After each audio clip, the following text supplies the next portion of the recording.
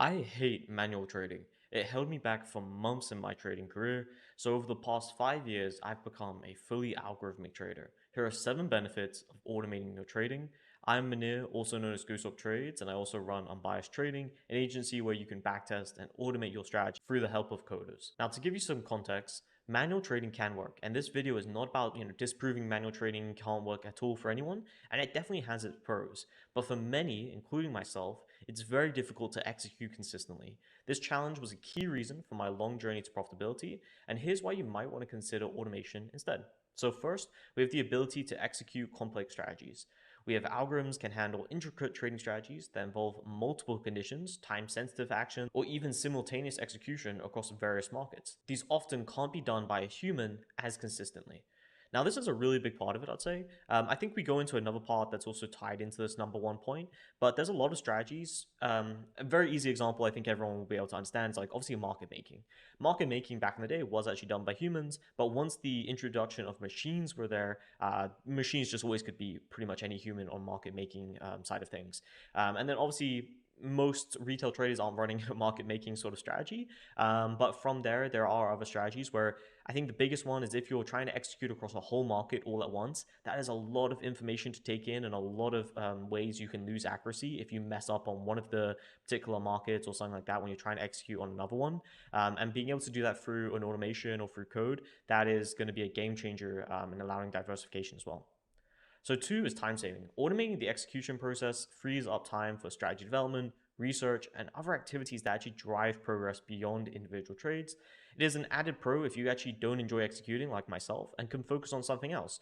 Wherein, at least for me, I've been focusing on strategy development. I'm really, going to try and build as big of a portfolio of strategies as possible that are obviously uncorrelated as well. And that's really my main goal at the moment. I've never really enjoyed execution, and I think that's because I've always not been very consistent in it, and I haven't ever been that good. Now, obviously, I tried manual execution for at least a year, give or take, and I think it's unreasonable to say you're going to get really good at it within a year, but I was able to completely just jump over that and just go into the automating side of things because I already had some coding experience, and that allowed me to skip that whole chapter of maybe that could have taken me 3-4 years to get good at executing consistently.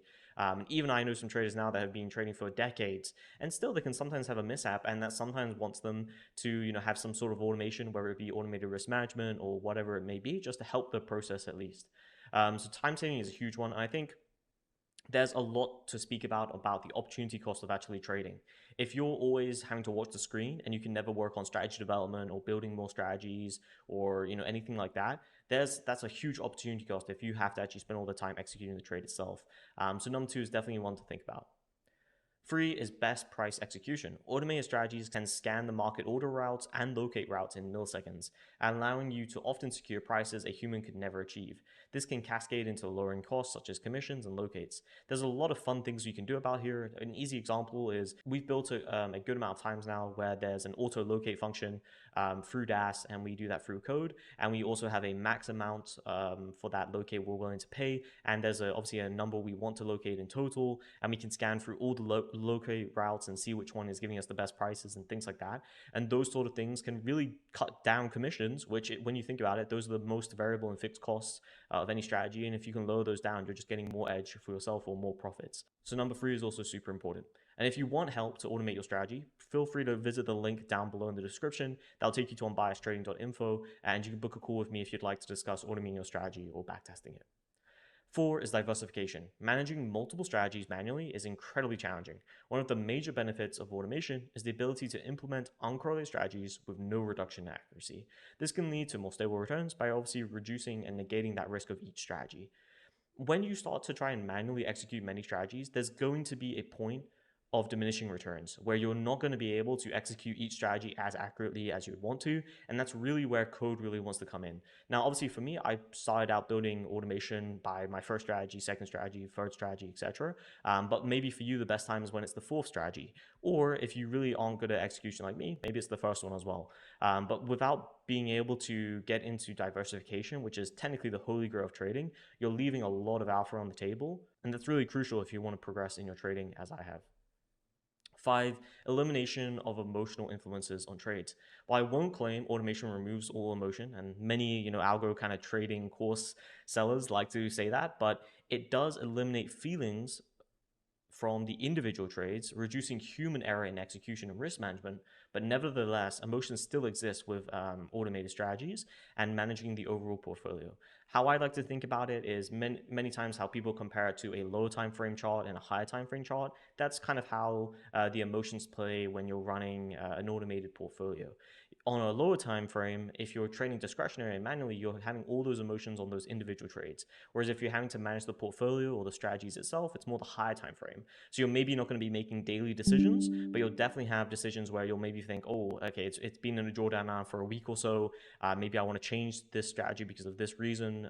Maybe I have a gut feeling about this or whatever. And that is where the emotions still come in play, where they could still ruin your performance if you're not able to stick to a strategy and do what's actually best for it, which is normally giving it more time to run, making good risk decisions, being able to know when to modify a strategy, when not to modify. Obviously, it's never going to be a perfect timing, but you have to find that kind of balance.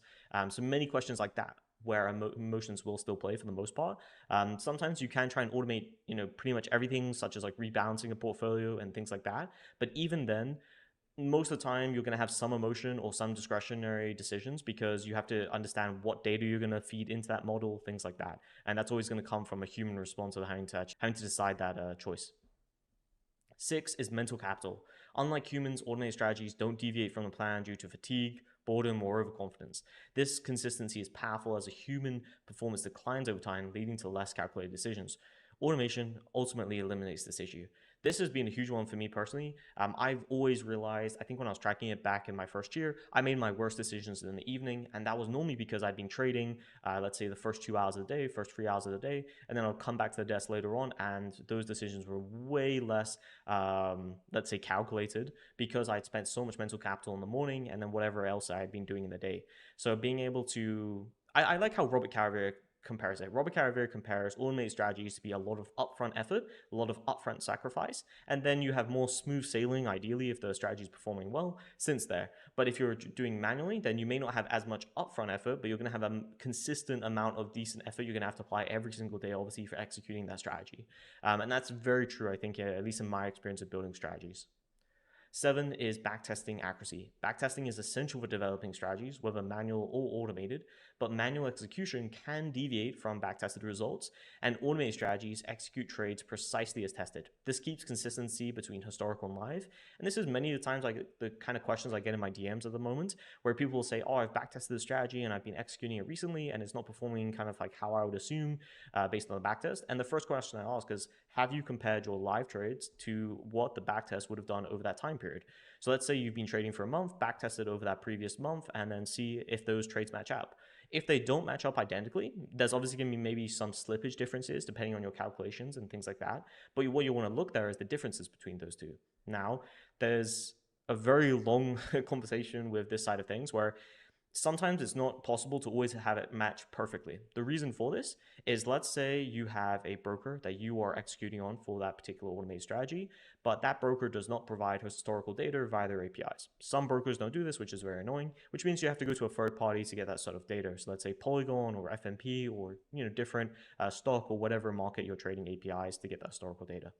Their data is never going to align perfectly. Now, ideally, they align very closely, but the market doesn't have standardized data, which means different data from different providers can be a bit different because of the way they calculate an order, the way they calculate many different things within the actual market itself, such as volume and things like that.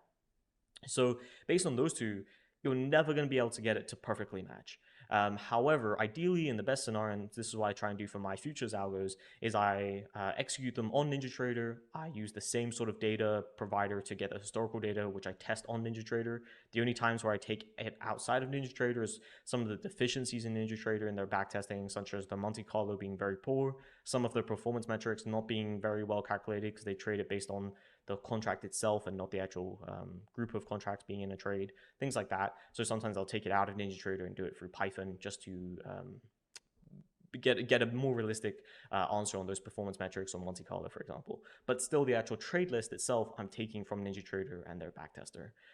So anyway, for a long story short, this is a really big point of automation is if you are taking a manual strategy and you aren't trading it how you've backtested it, there's obviously going to be deviation, and you can never then be very reliant on that backtest because you're not actually doing what the backtest did, which means, as I've said recently on a tweet, if you're constantly changing a strategy every week or every 2 weeks, you're not really trading a strategy. You're just being discretionary. You're changing because of recency bias and things like that, which is making you alter a strategy. Maybe that's fine in development stage, but once you actually set it live and you're committed to put this as a forward test, you need to let it, actually perform for at least a month, couple of months. Obviously, depending, I guess, on sample size, but those things are really important. Now, keep in mind, this is all from my experience and talking to other algorithmic traders as well, and over the 200 traders I've helped as well with building their automation or backtest, for example. Now, always do what's best for you. As I was saying earlier in this tweet, if manual execution is getting you profits and being discretionary is getting you profits, then dismiss this video. Maybe just take it as this is what other people are doing. Maybe I'll do this in the future. I'll take some things that I like from it. But if you are looking to actually more go down the automated route, then here are some of the benefits of it. Now, if you want more content like this, feel free to subscribe or follow my Twitter at GhostLogTrades. Otherwise, have a great day.